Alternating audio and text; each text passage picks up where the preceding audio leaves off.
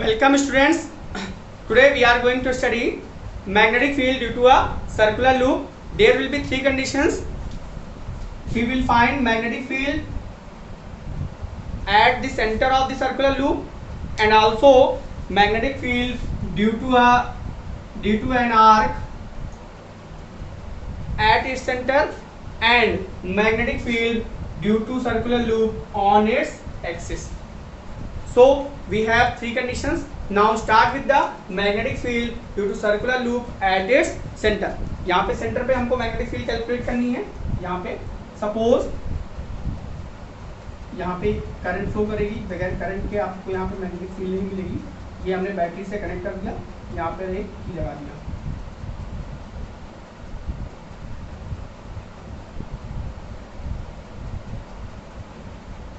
Clear?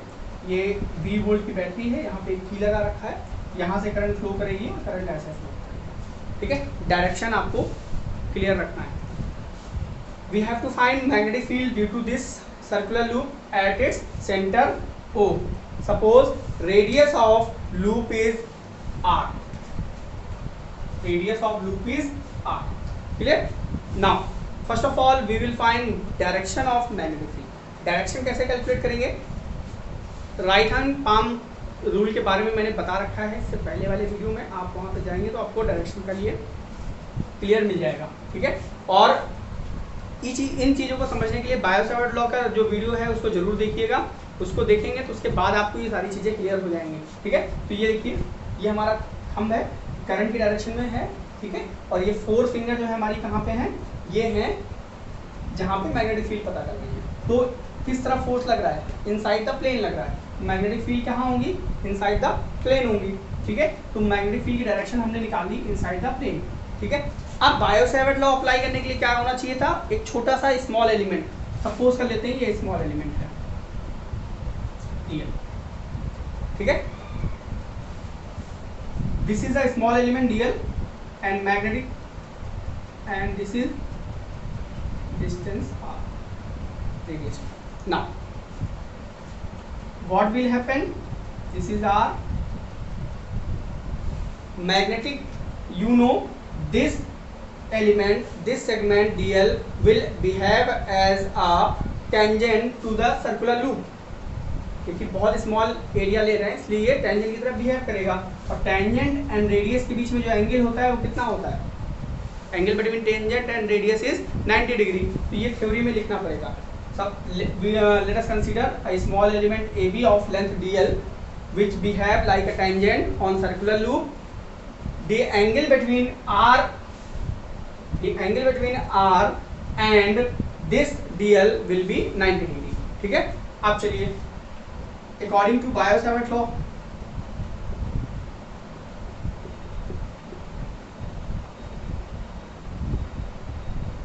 Biot-Savart law, magnetic field due to small element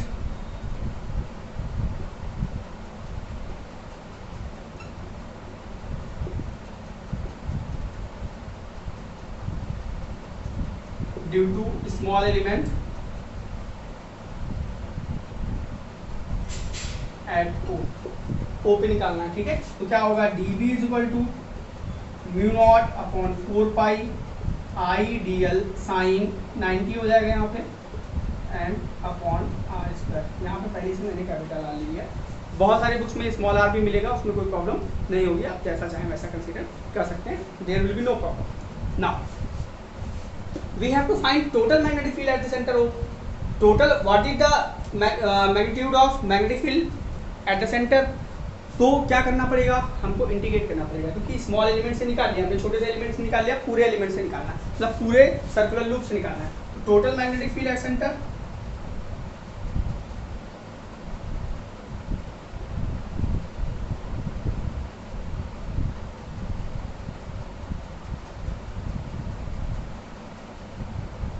क्या हो जाएगा? इसको इरेज करते हैं. What will B value of magnetic field?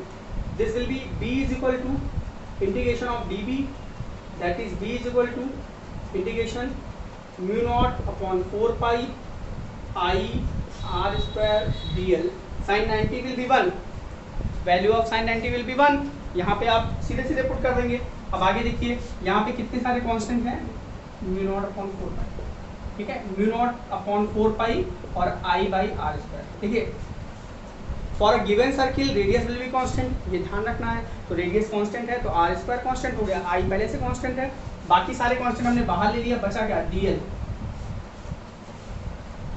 Clear? तो इतना ध्यान रखना है, इतना तो आपको समझ में आ गया होगा। अब due to this circular loop, dl क्या है, ये स्मॉल एलिमेंट था, टोटल इंटीग्रेट करेंगे मतलब total circumference of the circle, circumference of the circle is mu naught upon 4 pi I by R square and dl will be circumference of circle which is given by 2 pi R. Class 7 से पढ़ते आ रहे हैं, पहले से बताएं आप लोगों को, ठीक है। पाई से पाई कैंसिल आउट हो जाएगा, 4 से 2 आपका कैंसिल आउट हो जाएगा, आर से आर कैंसिल आउट हो जाएगा, you will get mu naught upon 2 I by R. Clear? This is the formula for magnetic field due to a circular loop at its centre, ठीक है। तो ये आ गया, ये बड़ा इजी सा था, इसमें कुछ प्रॉब्लम नहीं होने वाली है।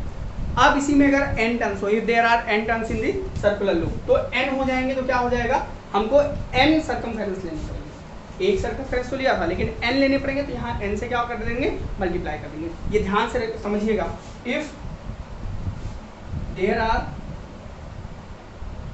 n turns in circular loop,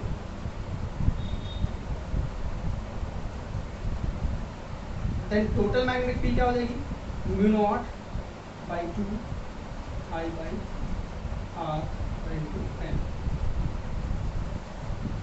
अच्छा, सब कुछ तो कर लिया, लेकिन ये बताइए अगर आपको पता करना हो what will be the direction of magnetic field, ये बहुत इंपॉर्टेंट है। यहाँ पे डायरेक्शन तो इनसाइड द प्लेन है, अगर सपोज करें इसको अगर वेक्टर फॉर्म में लिखना हो तो कैसे लिखोगे, suppose if this loop is placed in the X Y plane, अगर एक्स वाई प्लेन में प्लेस्ड है, ठीक है, तो मैग्नेटिक फील्ड क्या होगा, जरा देखो जरा ध्यान से, इन वेक्टर फॉर्म में कैसे लिखेंगे, बहुत इंपॉर्टेंट पार्ट है हमारे लिए।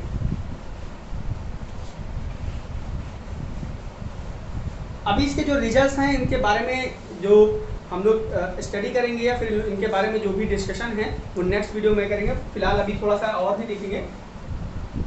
अब नोट करके देखिएगा, if this loop is placed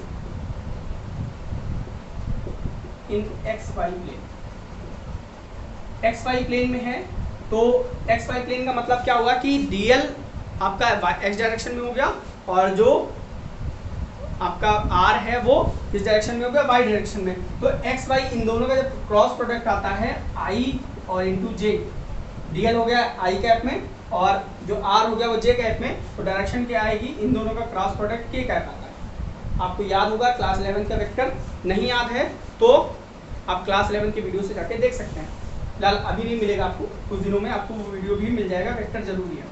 तो मैं इन वेक्टर फॉर्म में जब लिखेंगे, then magnetic field due to circular loop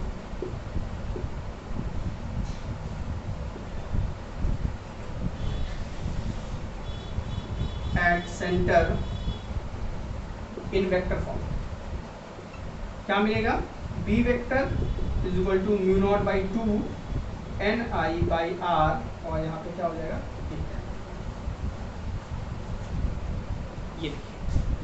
ये फॉर्मूला आपको मिल गया। अब यहाँ से क्या रिजल्ट मिलने जा रहा है, देखिए बायो-सावर्ट लॉ में जो मैग्नेटिक फील्ड थी वो वेरी कर रही थी आर स्क्वायर से, यहाँ पे किससे वेरी कर रही है, 1/r से वेरी कर रही है। तो इसका जो नेचर होगा, यहीं पे नोट नंबर 2 जो है वो देख लीजिए, क्योंकि हम इसको इरेज नहीं करना चाह रहे, यहीं से हम आगे का भी पार्ट कर सकते हैं, यहाँ इसके बाद का पार्ट है, ठीक है, इसको भी छोड़ के रखिएगा। इसके बाद का जो सेकेंड पॉइंट है, जो मैग्नेटिक फील्ड है वो प्रोपोर्शनल है n के नंबर ऑफ टर्न्स के, जितने ज़्यादा टर्न्स होंगे उतने ज़्यादा मैग्नेटिक फील्ड होगी। फिर दूसरी चीज़ है ये इन्वर्सली प्रोपोर्शनल है रेडियस के, मतलब जितना बड़ा लूप होगा उतनी ही मैग्नेटिक फील्ड कम होगी, इसलिए स्मॉल जो मतलब पावरफुल मैग्नेट या पावरफुल लूप बनाए जाते हैं मैग्नेटिक फील्ड के लिए, वो बहुत स्मॉल बनाए जाते हैं, ठीक है। तो ये 2 रिजल्ट निकलना है। तीसरा रिजल्ट है कि मैग्नेटिक फील्ड जो है वो करंट के प्रोपोर्शनल है, ठीक है। तो प्रोपोर्शनल के लिए जो ग्राफ है अगर इन दोनों में ग्राफ देखें तो कुछ इस तरीके का होगा नेचर। यहाँ पे I और N ले लें और यहाँ पे B ले लें, तो इन दोनों के लिए नेचर आएगा स्ट्रेट लाइन लाइक दिस। और इसके लिए जो ग्राफ आएगा वो रेक्टेंगुलर पैराबोला आएगा, ठीक है। तो ये ध्यान रखना है, ये इसके लिए ग्राफ है। तो ये आपको बना के रखने हैं, ये ग्राफ भी समझने हैं। ग्राफिकल स्टडी किसी भी डेरिवेशन की बहुत ज़्यादा इंपॉर्टेंट होती है, क्योंकि उससे हम लोग कंपटीशन में क्वेश्चन बहुत सारे सॉल्व कर सकते हैं, ठीक है। Now what will be the magnetic field due to a circular arc at its centre. बहुत सारा काम हम लोगों ने पहले से कर लिया है, बस केवल इसी को फॉलो करना है जो अभी किया है। Magnetic field due to a circular arc at its centre, ठीक है। नाउ ये सर्कुलर आर्क हम लोगों ने कंसीडर कर लिया, क्लियर। तो अब जो स्मॉल एलिमेंट मान रहे हैं यहीं से मान लेते हैं, ये स्मॉल एलिमेंट है, तो ये डीएल हो गया, ये 90 डिग्री बनेगा, फिर भी 90 डिग्री बनेगा। आर्क और जो है मतलब जो स्मॉल एलिमेंट डीएल लिया है वो टेंजेंशियल होगा, और जो रेडियस वेक्टर होगा वो आर सेंटर होगा। ये एंगल मान लेते हैं फाई बन रहा है, ठीक है। तो क्या होगा, magnetic field due to according to Biot Savart law dB is equal to क्या होगा, mu naught upon at a circular arc. Magnetic field due to a circular arc at its centre, ये कैलकुलेट करना है। तो अकॉर्डिंग टू बायो-सावर्ट लॉ यहाँ लिखेंगे आप, क्या मिलेगा, I dl sine 90 upon R square. देखिए अब यहाँ पे 90 की वैल्यू 1 हो जाएगी, ठीक है। टोटल मैग्नेटिक फील्ड निकालेंगे तो इंटीग्रेशन करेंगे यहाँ से, फिर mu naught upon 4 pi I by R square, इतना कांस्टेंट है। डीएल, डीएल मतलब length of the arc. Length of the arc निकालने का फॉर्मूला क्लास 8th 9th में पढ़ा होगा आप लोगों ने, क्या पढ़ा होगा, लेंथ ऑफ द आर्क कैसे निकालते हैं, याद है। तो एंगल कैसे कौन सा फॉर्मूला होता है, एंगल इज इक्वल टू होता है arc upon radius, arc upon radius. Then arc will भी क्या हो जाएगा, एंगल इनटू रेडियस। अब ये वैल्यू उठा के यहाँ पे रख दीजिए, यहाँ पे आपको वैल्यू मिल जाएगी B is equal to mu naught upon 4 pi I by R square और फाई इंटू आर। आर से आर कैंसिल आउट हो गया, तो टोटल मैग्नेटिक फील्ड जो मिल गई इंटू आर वो मिल जाएगी mu naught upon 4 pi I by R into phi. अब देखिए बहुत इजी है, आर्क कितना बड़ा है, आर्क कितना एंगल सब्सटेन कर रहा है, अगर आपको पता चल जाए तो आप यहाँ से आंसर निकाल सकते हैं, ठीक है। अब क्वेश्चन आएगा कि सर अगर लेंथ दी हो तो क्या होगा, सिर्फ यहीं पे वैल्यू रख के आपको आंसर मिल जाएगा, फिर इतना प्रोसीड करने की जरूरत नहीं है। फिलहाल अगर आपको एंगल गिवन है कि आर्क बन रहा है तो कैसे आप निकालेंगे, यहाँ पे फाई की वैल्यू जो है वो रेडियन में रखनी है, phi will be in radian, clear. तो ये ध्यान रखना है। और कोई भी अगर एग्जांपल देखें तो इसका एग्जांपल भी एक दो देख लेते हैं, कैसे इस फॉर्मूले का यूज करेंगे, नोट डालिए, एग्जांपल देखते हैं। If arc subtend